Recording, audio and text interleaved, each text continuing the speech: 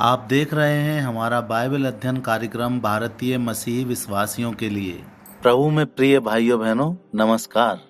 आज हम परमेश्वर के वचन को एक साथ खोलते हैं तो हम नए नियम की एक अत्यंत महत्वपूर्ण और व्यवहारिक पुस्तक पहला तीमुथियुस की यात्रा आरंभ करेंगे। यह पत्र प्रेरित पौलुस द्वारा उसके आत्मिक पुत्र तीमुथियुस को लिखा गया था। यह कोई सामान्य पत्री नहीं बल्कि एक पवित्र मार्गदर्शिका है। ऐसा प्रेरित शास्त्र को उन पास्टर्स और अगुवों के लिए जो एक ऐसी कलीसिया बनाना चाहते हैं जो सत्य और भक्ति और व्यवस्था में दृढ़ रहे, लिख रहा है। तीमुथियुस को उस समय इफिसुस नगर में सेवा करनी थी। ये ऐसा स्थान था जहाँ बुत प्रस्ती और सुसमाचार के प्रति शत्रुता व्याप्त थी। कुछ हद तक यह वातावरण हमारे उत्तर प्रदेश की परिस्थितियों से मिलता जुलता है। ऐसे ही वातावरण में पौलुस ने तीमुथियुस को यह निर्देश दिया, परमेश्वर की प्रजा को स्थापित करो, शुद्ध उपदेश की रक्षा करो, झूठे शिक्षकों का सामना करो और एक ऐसी मंडली का निर्माण करो जो मसीह को महिमा देती हो। भाइयों, यह बुलाहट आज आप सबके लिए भी है। तो आज जो परमेश्वर के लोग यहाँ एकत्र हैं, मैं आपसे यह सीधा प्रश्न पूछता हूँ, आप में से कौन इस पवित्र बुलाहट को स्वीकार करेगा? कौन अपनी सुविधा को त्यागेगा, बलिदान को गले लगाएगा और साहस के साथ मसीह की भेड़ों की रखवाली करेगा? कौन विरोध और सताव के बीच भी दृढ़ता से खड़ा रहेगा और प्रभु की कलीसिया को स्थापित करने के लिए अपना जीवन समर्पित करेगा? जैसे जैसे हम श्रृंखला में आगे बढ़ेंगे, हम पवित्र शास्त्र से निम्न बातों को स्पष्ट रूप से सुनेंगे।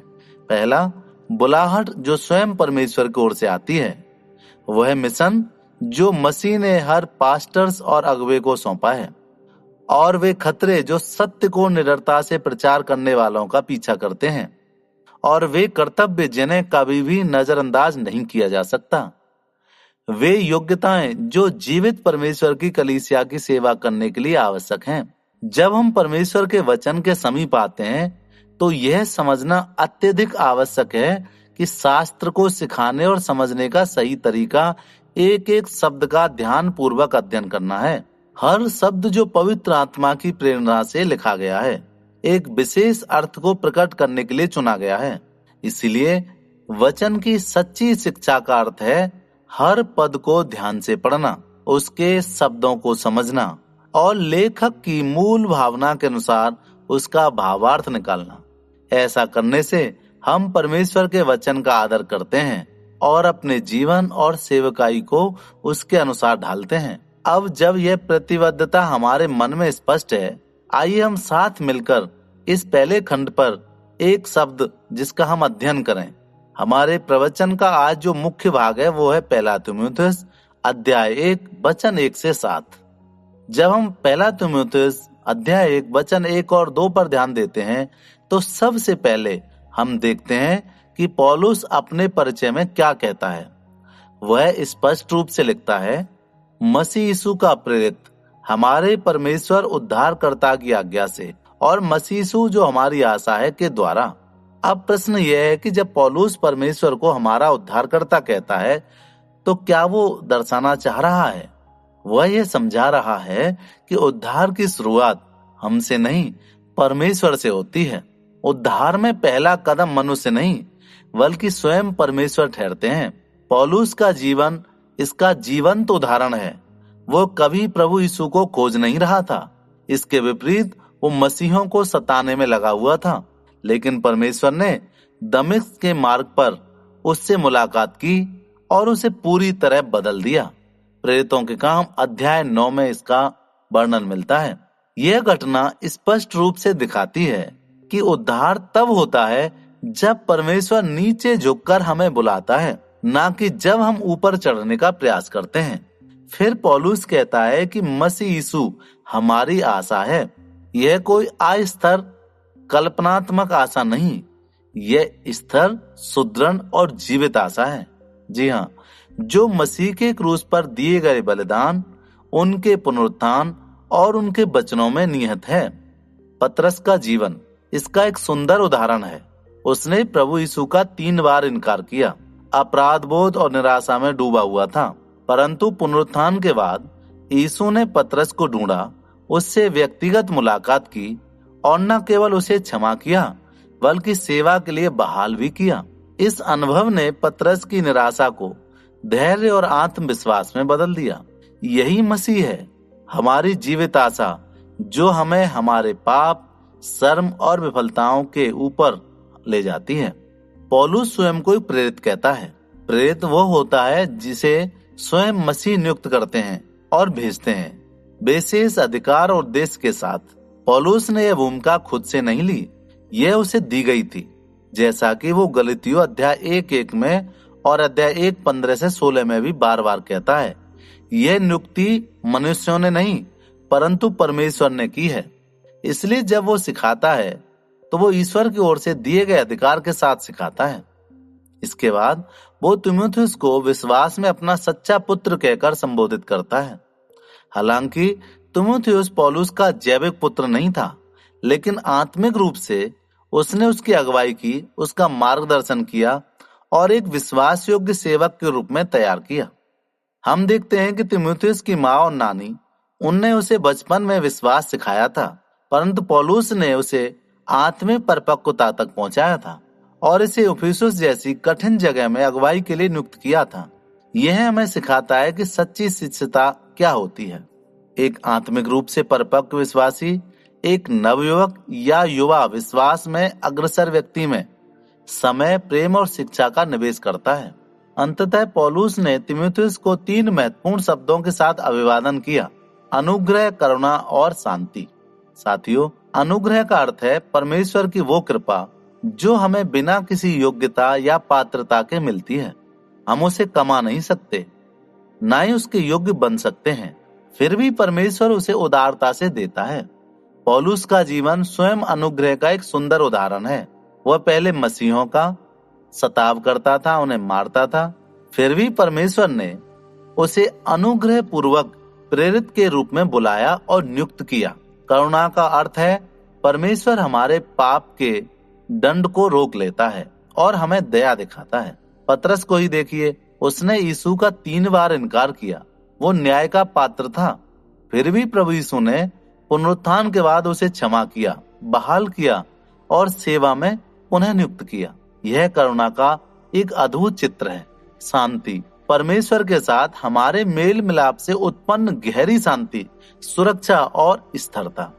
तीमुथियुस को, जो भारी सेवाकालीन दबाव और कठिनाइयों का सामना कर रहा था, वो इसी शांति में स्थिर था। पौलुस ने उसे दूसरे तीमुथियुस अध्याय 1:7 में याद दिलाया और लिखा है, क्योंकि परमेश्वर ने हमें भय की नहीं परंतु सामर्थ और प्रेम और संयम की आत्मा दी है।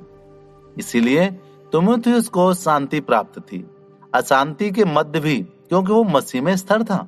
जब हम इन वचनों का अध्ययन ध्यानपूर्वक करते हैं तो हम समझते हैं कि परमेश्वर कौन है, मसीह कौन है और अनुग्रह, करुणा और शांति का हमारे दैनिक जीवन में क्या व्यवहार है, यानी उसका अर्थ क्या है। अब आइए 3 आत्म विश्लेषण प्रश्नों पर विचार करें।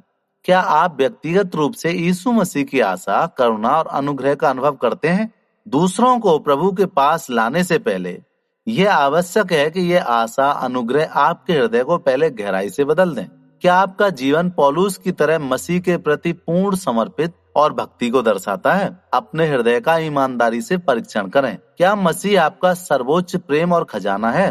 पौलुस ने तीमुथियुस में आत्मिक निवेश किया और आपका तीमुथियुस कौन है? आज सवाल यह है, वो कौन है जिसे आप आत्मिक रूप से गहराई से प्रशिक्षित और मार्गदर्शन दे सकते हैं ताकि वो आत्मिक परिपक्वता और नेतृत्व में आगे बढ़े। अब हम आगे बढ़ते हैं और देखते हैं कि मसीह पौलुस इस युवा सेवक तीमुथियुस को क्या क्या निर्देश देता है।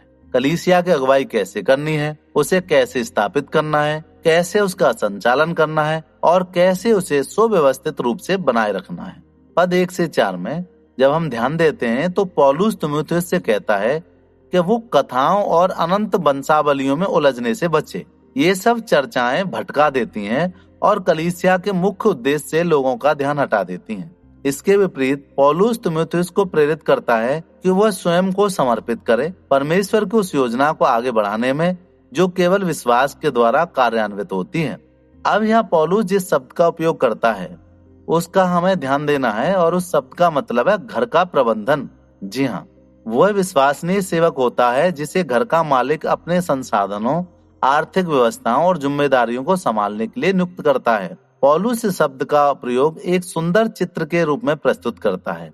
परमेश्वर का एक घर है, अर्थात उसकी कलीसिया, और उसने अपने सेवकों जैसे तीमुथियुस और हम में से प्रत्येक सेवक को उस घर की देखरेख और उसकी दिव्य योजना को आगे बढ़ाने की जिम्मेदारी दी है। हम में से प्रत्येक जो सेवकाई में बुलाए गए हैं उसी के समान हैं, जिन्हें विश्वास और आज्ञाकारिता से परमेश्वर की इच्छा पूरी करने को नियुक्त किया गया है। और पौलुस के अनुसार परमेश्वर की इस घर की व्यवस्था को वो हमें समझाता है। वो समझाता है कि ये विश्वास के द्वारा कार्य करती है। ये अत्यंत महत्वपूर्ण बात है साथियों। पौलुस का तात्पर्य यह है कि परमेश्वर ने जो मिशन हमें सौंपा है वो मनुष्यों की चतुराई, वाद विवाद, तर्क या सांस्कृतिक परंपराओं से पूरा नहीं होता। इसके विपरीत ये मिशन केवल और केवल परमेश्वर की प्रतिज्ञाओं पर विश्वास और भरोसे के द्वारा पूरा होता है, जो मसीह यीशु में प्रकट हुई हैं। उद्धार मनुष्य की बुद्धि या कार्यों पर आधारित नहीं है, बल्कि संपूर्ण रूप से क्रूस पर मसीह के द्वारा किए गए कार्य में विश्वास करने पर आधारित है। तीमुथियुस के सामने भी यही चुनौती थी। कुछ शिक्षक इधर उधर की काल्पनिक बातें, वंशावलियों की कहानियां और रहस्यमयी ज्ञान का प्रचार कर रहे थे, ये दावा करते हुए कि उनके पास कोई विशेष या गुप्त ज्ञान है। पौलुस तीमुथियुस से अनुग्रह करता है कि वो इन बातों में न उलझे और विश्वास के द्वारा अनुग्रह से उद्धार, ये सरल परंतु सामर्थी संदेश पर आधारित है। अब भाइयों, आइए पौलुस के इस निर्देश को व्यवहारिक रूप से समझें। हमारे उत्तर प्रदेश में जहां आप सताव, विरोध और आर्थिक कठिनाइयों का सामना कर रहे हैं, वहां भी आपको पूरी स्पष्टता और निष्ठा से सुसमाचार का सच्चा संदेश सुनाना है। ऐसे समय में आपको ये प्रलोभन आ सकता है कि आप वाद विवाद, सांस्कृतिक आधारित परंपराएं या सामाजिक बहसों में उलझ जाएं। परंतु पौलुस कहता है, इससे बचो। इन बातों में उलझने से मसीह के शुद्ध संदेश का रूप बिगड़ जाता है। इसके स्थान पर आपका प्राथमिक कार्य होना चाहिए प्रचार करना, सच्चा चेला बनाना और परमेश्वर के वचन को स्पष्ट और विश्वास योग्य रीति से सिखाना। भाइयों, यही है वो जिम्मेदारी, वह जो परमेश्वर ने आपको सौंपी है। यह एक पवित्र विश्वास है जिसे आपको पूरी निष्ठा और भक्ति से निभाना है, और यह तभी संभव है जब आप हर समय लोगों को एक ही सत्य की ओर निर्देशित करें, यीशु मसीह में विश्वास के द्वारा उद्धार। 3 उद्देश्य यहाँ पर हैं। हमारी शिक्षा का उद्देश्य है प्रेम। जी हाँ, पद 5 में मिलता है, यह शुद्ध हृदय से, एक उत्तम विवेक से और एक निष्कपट विश्वास से उत्पन्न प्रेम है। आइए अब इन शक्तिशाली वाक्यांशों को ध्यान से समझें। पहला, शुद्ध हृदय से प्रेम। यहाँ प्रेम के लिए यूनानी शब्द अगापे का उपयोग करता है।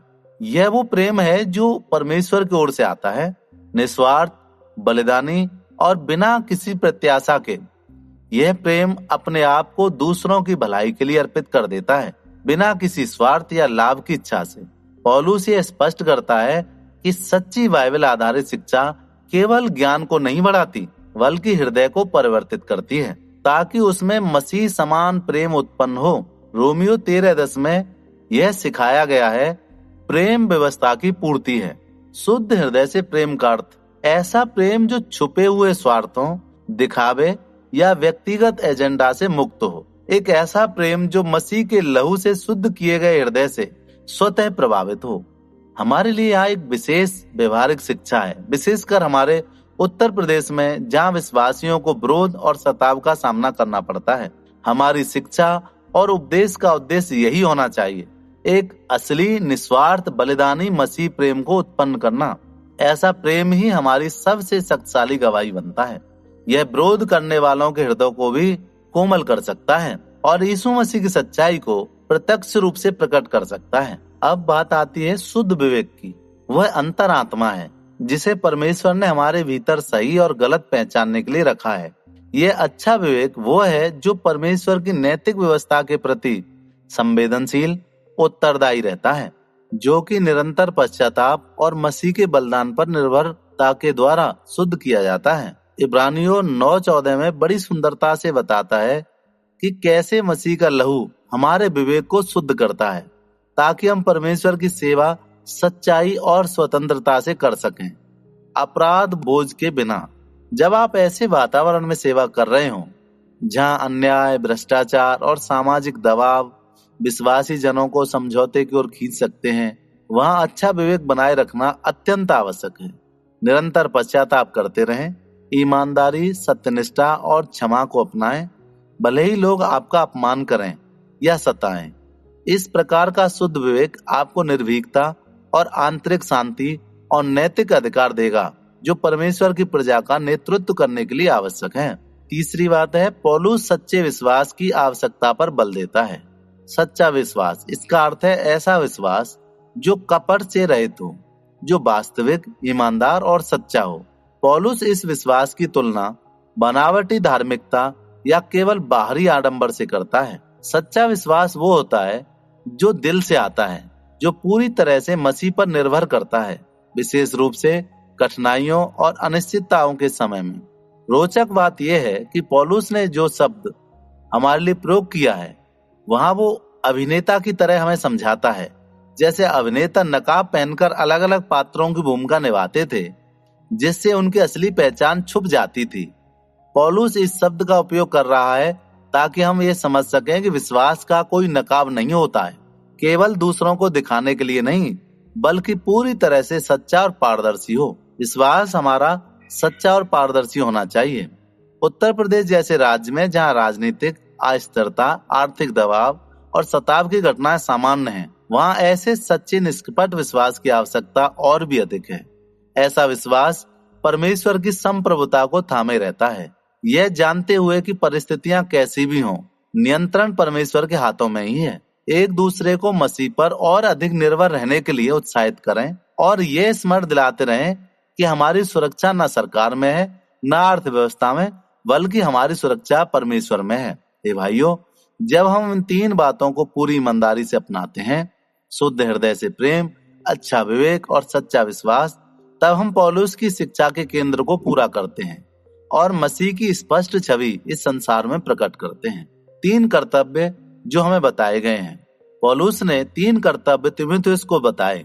आइए हम प्रत्येक को सावधानी से देखें, मूल ग्रीक शब्दों को संदर्भ में समझते हुए, ताकि हमें सही समझ और आज के संदर्भ में उपयोग मिल सके।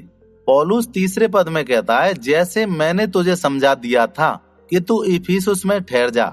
यहाँ जो यूनानी क्रिया प्रोसमेनो, जिसका अर्थ है दृढ़ता से, जानबूझकर और निश्चय पूर्वक टिके रहना, यह शब्द दर्शाता है कि परिस्थितियां कठिन, असहज, खतरनाक होने पर भी वहीं बने रहना चाहिए। पौलुस जानता था कि तीमुथियुस को इफिसुस में बहुत विरोध, झूठी शिक्षाओं और व्यक्तिगत डिस्करेजमेंट का सामना करना पड़ेगा। फिर भी उसका स्पष्ट आदेश था, तीमुथियुस को समय से पहले छोड़ना नहीं, बल्कि अपनी सेवकाई में विश्वास योग्यता से डटे रहना है। हे भाइयों, जैसे तीमुथियुस को इफिसुस में दृढ़ बने रहने की आज्ञा मिली थी, वैसे ही आज के पासवानों को भी कठिनाई या सताव के बीच अपनी सेवकाई में स्थिर रहना चाहिए। उत्तर प्रदेश में जब आप प्रतिकूल परिस्थितियों में सेवा करते हैं, तो आपका स्थिर और विश्वास योग्य बने रहना यह दिखाता है कि आप परमेश्वर की बुलाहट के प्रति आज्ञाकारी हैं, इवन जब इसकी कीमत चुकानी भी पड़े। दूसरा कर्तव्य जो था, पौलुस स्पष्ट रूप से कहता है, कुछ व्यक्तियों को आज्ञा दे कि वे विभिन्न प्रकार की शिक्षा ना दें। यहाँ जो इंट्रैक्शन है वह यूनानी में परांगेलो है। यह एक शक्तिशाली सैनिक शब्द है जिसका अर्थ है कठोर आदेश देना या सत्ता के साथ आज्ञा देना। यह कोई नम्र सुझाव नहीं, बल्कि एक दृढ़ और प्रमाणिक आज्ञा है जो प्रेरित अधिकार पर आधारित है। तीमुथियुस की जिम्मेदारी थी कि वो झूठी शिक्षाओं का साहसपूर्ण सामना करे, ऐसी शिक्षाएं जो मसीह द्वारा दी गई शुद्ध प्रेरक सुसमाचार से अलग हैं। आज के पासवानों को जिम्मेदारी केवल सच्चाई सिखाना नहीं, बल्कि साहस पूर्वक स्पष्ट रूप से असत्य का सामना करना भी है। हालांकि कोमलता, संवेदनशीलता बनी रहनी चाहिए, परंतु आपकी सेवकाई में झूठी शिक्षाओं, सांस्कृतिक मिलावट और भ्रम फैलाने वाले विचारों को पहचानना, उन्हें टोकना भी आवश्यक है। स्वयं को और दूसरों को शुद्ध बाइबल के आधार पर सुसज्जित करें, ताकि आप सुसमाचार के विपरीत किसी भी बात का सामना आत्मविश्वास से कर सकें। अंततः पौलुस तीमुथियुस को निर्देश देता है कि वो कथाओं और अंतहीन वंशावलियों में ना उलझे। यहाँ जो यूनानी शब्द है प्रोसेखो, इसका अर्थ है मन को किसी बात पर लगाना या विशेष ध्यान देना। परंतु पौलुस तीमुथियुस से कहता है कि वो ऐसा ना करे, यानी जानबूझकर इन बातों से दूरी बनाए रखे। यहाँ कथाएं काल्पनिक धार्मिक कहानियां थी जिनका कोई ऐतिहासिक आधार नहीं था। अंतहीन वंशावलियां ऐसे वाद विवाद थे जो वंश परंपरा पर आधारित होते थे, परंतु आत्मिक लाभ नहीं देते थे, बल्कि वे विवाद, भ्रम और विभाजन को जन्म देते थे। आज के पासवानों को यह समझना चाहिए कि कौन सी बातें आत्मिक उन्नति के लिए उपयोगी हैं और कौन सी केवल व्यर्थ बौद्धिक या सांस्कृतिक बहसें हैं जो सुसमाचार से ध्यान भटका देती हैं। आपकी शिक्षण सेवकाई को विश्वासियों को व्यवहारिक भक्ति, सच्चे चेलापन और बाइबलीय स्पष्टता की ओर ले जाना चाहिए। झूठी शिक्षाओं और अनुत्पादक बहसों से अपनी मंडली की रक्षा करें जो आत्मिक बढ़ोतरी में बाधा डाल सकती है। ए भाइयों, एक सेवक और अगुवे के रूप में हम सबको नीति वचन 26:4 की बुद्धि स्मरण रखनी चाहिए, जहाँ लिखा है, मूर्ख को उसकी मूर्खता के अनुसार उत्तर ना दे, ऐसा ना हो कि तू भी उसके समान ठहरे। जो बातें सुसमाचार की सरलता और सच्चाई को भ्रमित करती हैं उन्हें गंभीरता से लें, परंतु ऐसे विवादों में ना फंसें जो आत्मिक रूप से कहीं नहीं पहुंचते। मसीह और उसके शुद्ध समाचार पर अपना ध्यान केंद्रित रखें और अनावश्यक विवादों में न उलझें। साथियों, यहाँ पासवानों की 3 जिम्मेदारियां और स्पष्ट रूप से अंकित हैं। परमेश्वर द्वारा दी गई बुलाहट में विश्वास, पूर्ण झूठी शिक्षाओं को सिखाने वालों को शिक्षा दें और उनका सामना करें, और बुद्धिमानी से उन बातों की उपेक्षा करें जो सुसमाचार के संदेश को कमजोर और भ्रमित करती हैं। इन जिम्मेदारियों को ईमानदारी से निभाकर आप अपनी कलीसिया की आत्मिक सेहत की रक्षा करते हैं, जिससे आपके लोग सच्चे विश्वास, व्यवहारिक धार्मिकता और मसीह के प्रति स्थायी समर्पण में बढ़ें, चाहे परिस्थितियां कितनी भी कठिन क्यों ना हो। यहाँ 3 खतरे बताए गए हैं। जब पौलुस तीमुथियुस को निर्देश देता है, वो कलीसिया की आत्मिक सेहत और प्रभावशीलता के लिए 3 विशेष खतरों को पहचानता है। पहला है वाद विवाद। पौलुस तीमुथियुस को चेतावनी देता है कि कुछ लोग कथाओं और अनंत वंशावलियों में उलझे रहते हैं जो केवल निरर्थक विचार और विमर्श को जन्म देती हैं, जिसका अर्थ है फलहीन पूछताछ, मतलब इसका कोई अर्थ नहीं। भाइयों, हमें विश्वासियों को स्पष्ट रूप से चेतावनी देनी चाहिए कि वे ऐसे सिखावन या विचारों से सावधान रहें जो पवित्र शास्त्र के स्पष्ट सत्य से हटाते हैं। हमारी जिम्मेदारी है कि हम बाइबल पर आधारित शिक्षाओं को दृढ़ता से बनाए रखें, जो कलीसिया को मजबूत करती हैं, सच्चा विश्वास निर्मित करती हैं और विश्वासियों को भ्रम करने वाली निरर्थक बातों से बचाती हैं। दूसरा है व्यर्थ की बातें। व्यर्थ की बातों की ओर भी बहुत से लोग मुड़ जाते हैं। ये बातें सुनने में धार्मिक और आत्मिक लग सकती हैं, पर इनमें कोई लाभ नहीं। वे ना तो आत्मिक वृद्धि लाती हैं, ना समझ को बढ़ाती हैं, ना ही विश्वास को, बल्कि ये बातें विश्वासियों को सच्चाई से भटका देती हैं, उन्हें तुच्छ, विभाजनकारी और भ्रमजनक विषयों में उलझा देती हैं। एक सेवक को और अगुवे के रूप में हमें सावधानी पूर्वक निगरानी करनी चाहिए कि हमारी कलीसिया किसी भी प्रकार की खाली धार्मिक बहसों या परंपरागत मिथकों में ना उलझे, जिनका बाइबल के सत्य से कोई लेना देना नहीं है।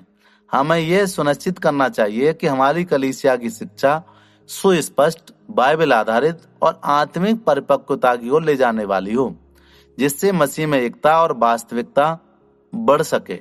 तीसरा खतरा है व्यवस्था अनुसार धर्म। साथियों, व्यवस्था के अनुसार जो धर्म है, व्यवस्था को गलत उपयोग भी करा सकता है। जो व्यवस्था के शिक्षक बनना चाहते थे, पर वे ना तो व्यवस्था को समझते थे और ना ही उसके सच्चे उद्देश्य को। पौलुस द्वारा यहाँ पर एक व्यवस्था के शिक्षक शब्द दिया गया है, लेकिन वे लोग व्यवस्था का गलत उपयोग कर रहे थे और ऐसे भारी नियम, अनुष्ठान और परंपराएं थोप रहे थे जो परमेश्वर की इच्छा के विरुद्ध थी। उनके शिक्षण से लोगों को स्वतंत्रता नहीं मिली, बल्कि अपराध बोध, भय और भ्रम उत्पन्न हुआ। आज भी हमें मसीहों को परमेश्वर की व्यवस्था के सही उद्देश्य के बारे में स्पष्ट रूप से सिखाना चाहिए, ये दिखाने के लिए कि कैसे मसीह की ओर इंगित करती हैं और वह अनुग्रह जो उसने हमें स्वतंत्र रूप से प्रदान किया है। हमें मसीह में पाई गई स्वतंत्रता को स्पष्ट रूप से समझना चाहिए, ताकि कलीसिया अनावश्यक रीति रिवाजों और परंपराओं और कानूनों और नियमों इनके बोझ में न पड़े। हमारा संदेश अनुग्रह, विश्वास और मसीह के पूरे किए हुए कार्य पर निर्धारित रहना चाहिए, जिससे हम विश्वासियों को उन कठोर शिक्षाओं से बचा सकें जो उन्हें बांधती हैं। प्रिय पासवानों, आपको इन 3 खतरों के प्रति हमेशा जागरूक रहना होगा। पहला, काल्पनिक विचार, दूसरा, व्यर्थ की बातचीत और तीसरा, व्यवस्था के अनुसार धार्मिकता का प्रचार। ये तीनों बातें परमेश्वर के लोगों को भ्रमित करती हैं, कमजोर करती हैं और बांट देती हैं। आपके ऊपर ये जिम्मेदारी है कि आप अपनी मंडली को बाइबल के सरल सशक्त सत्य की ओर बार बार लौटाते रहें। ऐसा सत्य जो सच्चे विश्वास, व्यवहारिक धर्मपरायणता और मसीह में वास्तविक स्वतंत्रता की ओर लाता हो। व्यवस्था का उद्देश्य तो आपको पता है। पौलुस यहाँ जिक्र करता है परमेश्वर की नैतिक व्यवस्था की ओर, जो 10 आज्ञाओं में संक्षेप में दी गई है। यही नैतिक व्यवस्था पुराने नियम में विभिन्न आज्ञाओं के माध्यम से विस्तार से दी गई थी, जो इजरायलियों के नैतिक जीवन, पारंपरिक संबंधों का मार्गदर्शन करती थी। हमारी अगली श्रृंखला में हम और गहराई से देखेंगे कि ये नैतिक आज्ञाएं आज विश्वासियों के जीवन में कैसे कार्य करती हैं, ना कि उद्धार पाने की कोई बेझिल शर्त के रूप में, बल्कि परमेश्वर के पवित्र स्वभाव का प्रतिबिंब और मसीह और उसके अनुग्रह की ओर इशारा करने वाला एक दर्पण बनकर। आज मैं आपको चुनौती देता हूँ, आपका तीमुथियुस कौन है? भाइयों, आज का सबसे महत्वपूर्ण संदेश ये है।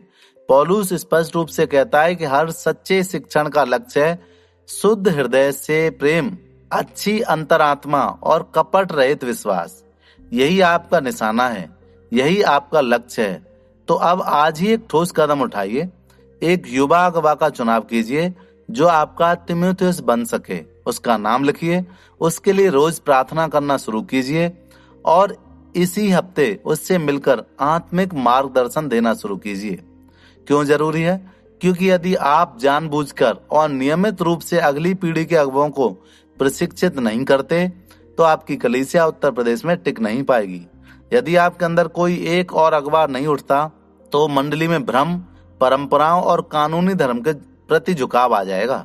पर कल्पना कीजिए, अगर आप में से हर कोई इस साल केवल एक युवा विश्वास योग्य को आत्मिक रूप से प्रशिक्षित करता है तो क्या होगा? सुसमाचार बढ़ेगा, कलीसियां मजबूत होंगी, विश्वासी उत्पीड़न के बावजूद मसीह में जड़ से जुड़े रहेंगे। भाइयों, समय निकट है, देरी न करें, कोई बहाना ना बनाएं, आज ही निश्चय करें आपका तीमुथियुस कौन है। अभी तय कीजिए, परमेश्वर से कहिए, उसका नाम लिखिए और आइए हम मिलकर प्रार्थना करें। परमेश्वर हमारे तीमुथियुस को अपने व्यवहारिक ज्ञान में, अपने आत्मिक उद्धार में आगे बढ़ाएं। यीशु के नाम में, आमीन।